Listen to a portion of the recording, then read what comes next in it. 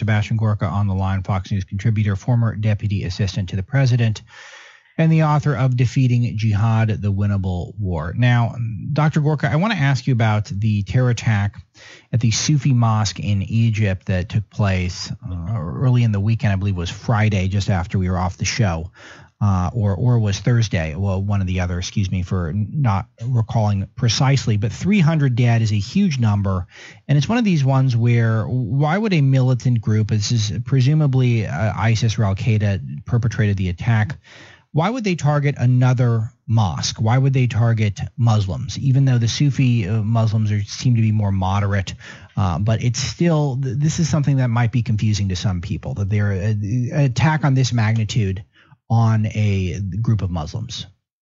Yeah, good morning, Alex. It's a very important question because this is a nation, Egypt, that is on the front line in the war against global jihadism. This area, the Sinai, has been a battleground between Egyptian authorities and ISIS offshoots. The domestic one is called Bait al-Maqdisi, and the jihadists will kill anybody. Their targets are Christians, Jews, Yazidis, but in fact, the top of the list for a jihadi organization is those Muslims who they deem to be apostate, those Muslims who disagree with them. And Sufis are very, very high on that list. So if you don't have to be an atheist, you don't have to be a liberal, you don't have to be a Christian to be in the sights of a group like ISIS or Al-Qaeda. In fact, if you're a Muslim who disagrees with them, they're going to come after you first. And Egypt, especially under President Sisi, has been very, very much with us, at least with this administration,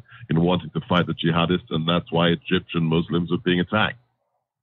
Yeah, fascinating. And so this is something that we might see. This might be something that recurs more often. 300 is a massive death toll here. Why was this attack?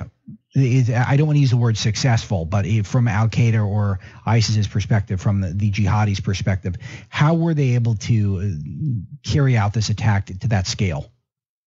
Because of the prior planning and the scale of the forces used. So we've seen, we're used to individual attacks here and in America where it's one person, or in the case of Charlie Hebdo, it's two gunmen. In the case of the mosque attack in the Sinai, it was between 25 and 35 jihadists armed to the teeth that in a coordinated action just slaughtered people collected in the mosque for their Friday service. So it just tells you that this is truly the application of irregular warfare, of insurgent tactics against unarmed civilians.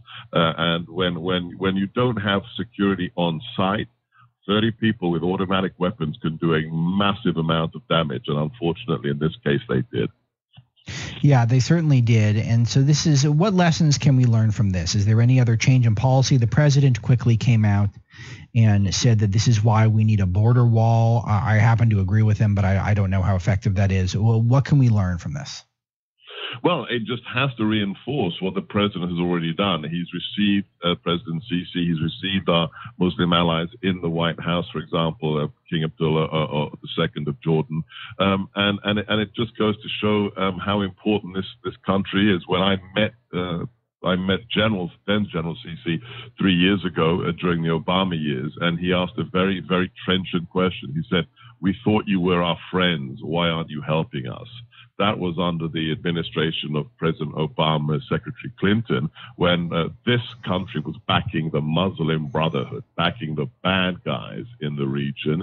That all changed on January the 20th, and we just have to double down, support all the Muslims who are on our side in this fight, and top of the list is President Sisi, King Abdullah. It just reinforces how we have to help them win this war, because it shouldn't be us. It shouldn't be, white-faced Christians or black-faced Americans that win this war. It should be the local Muslims who want to be our friends with our support should be the victorious face of this war. Okay, so Dr. Gorka, also update me on what's happening from your vantage point in Saudi Arabia. It looks like Mohammed bin Salman, who is seen as more of a reformist Muslim leader, seems to be consolidating power. Is this merely a power play? Is this the beginning of some sort of massive modernization in Saudi Arabia that we've been waiting for a long time. They also have a massive counterterrorism summit that's taking place as we speak. What are we to read into all this? Well, we should be we should be cautious, but we should be very, very excited about the prospect of Saudi Arabia finally cleaning house. MBS, Steve Bannon, myself, we put a high expectations on this next generation in Saudi Arabia taking the president's speech from Riyadh very, very seriously. Remember what happened in Riyadh. The president went to the heart of the Muslim world, to the Hijaz. He spoke to more than 50 Arab and Muslim heads of state. And there was no diplomacy. There was no pablum or boilerplate. He actually said, you need to clean your houses, your places of worship of the extremists.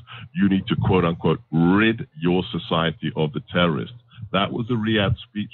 Less than 2 weeks later, the GCC, the Gulf Cooperation Council, turned on Qatar, the greatest funder of Wahhabi extremism today, and now Saudi Arabia, which has had problems in the past. We know it. Let's not be shy about it. Has decided to clean its own house, get its own house in order. It won't happen overnight, but MBS has triggered something that could bring Saudi Arabia back into the fold of normal nations. All right, so we have Dr. Sebastian Gorka with me, Fox News contributor, former national security editor for Breitbart.com. Now, Dr. G, you did a very cool profile over the weekend at a website called Recoil, which is a pro-Second Amendment website. It's got some great photos in it, too. We've highlighted it on the front page of Breitbart. Now, talk to us about this Q&A, how it came about, and what's in it. Yeah, this is a Recall magazine. It's an in-depth interview that's making liberal heads explode across the country, and I just keep on posting it because clearly they still haven't gotten over their panic over the fact that guns must be evil innately.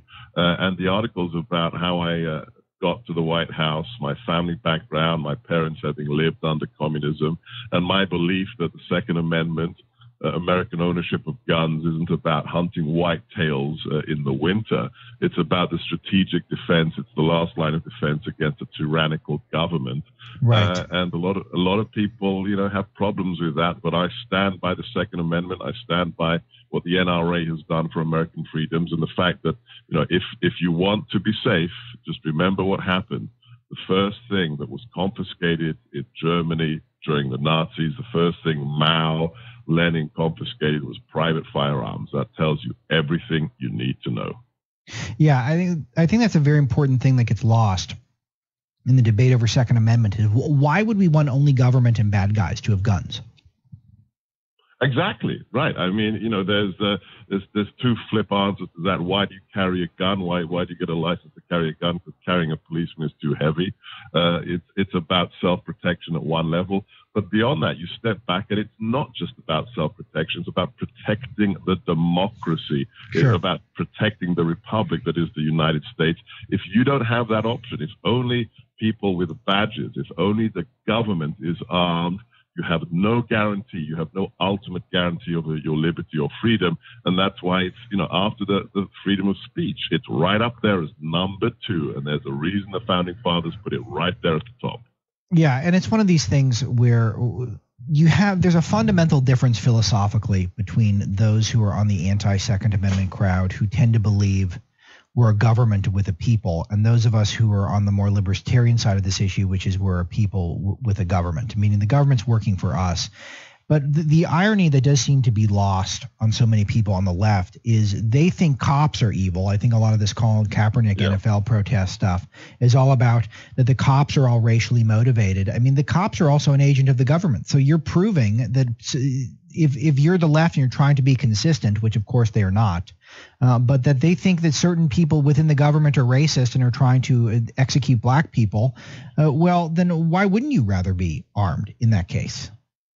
Yeah, this is where it's so clear that the internal logic of the left just simply breaks down. It's either government is efficient or it isn't. If the police are evil because they represent the man, then why would you want to have, for example, government run your health care? So the lack of internal logic completely breaks down. So again, if the left, to quote my good friend Chris Plant, has an amazing radio show here in DC, if the left didn't have double standards, they wouldn't have any standards at all. And again, it's not about logic, it's about emotions, and it's about the nanny state, and it's about one very simple phrase: the bigger the government, the smaller the citizen, and they don't want to have big citizens. Yeah, I think that's. I think Dennis Prager originated that one, who I quote on the show frequently. It's a good. It's a great phrase, and it's something to consider. And I think it's a fundamental place where the left and the right do diverge. Now, Dr. G, anything else on your mind anywhere around the world? MAGA, foreign policy, national security, anything else you're thinking about these days? No, I'm thinking that 2018 is going to be even more consequential than November the 8th last year. So I think this is the moment when you look at the reality of what Mitch McConnell, Paul Ryan have created for this nation. I think it is the anti-establishment candidates that will define this year. And we have to remember, it's not about the first 10 months of this administration, although it's been stellar. It's about 8 years of the Trump effect and then 8 years of President Pence. Everybody has to relax. Everybody has to understand it's about the long game. Whether Steve's in the White House, whether I'm in the White House is irrelevant. And it's not even about the president. It isn't about one man. This isn't about a cult of personality. It's about taking the country back, returning it to the founding principles. And whether it's Brexit or whether it's the Trump phenomena, it's about representative government again and about accountability in Washington. And that's the message that Breitbart holds up so high. And that's why, we follow what Andrew started, what you started, employee number one. We have to keep those principles alive.